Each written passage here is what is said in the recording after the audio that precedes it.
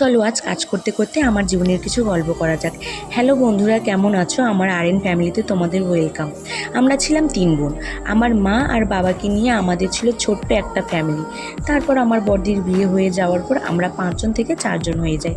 Happy family থাকতে থাকতে হঠাৎ একদিন আমার বাবা মারা যায় 2021 সালে।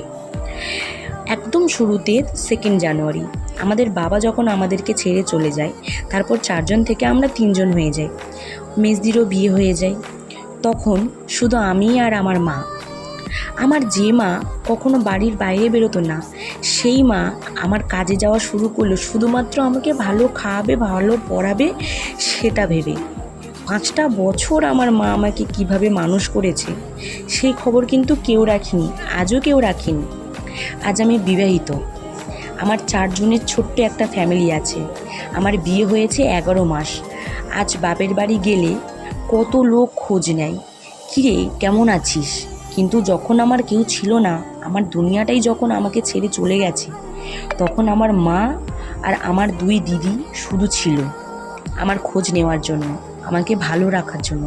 তাহলে কি বুঝলে বন্ধুরা, এই দুনিয়াটা খুবই স্বার্থপর না? তাই কখনো কারোর কাছে আশা করবে না।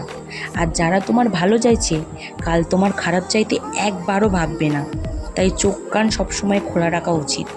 আজ এইটুকু থাক, আরও গল্প পরে হবে।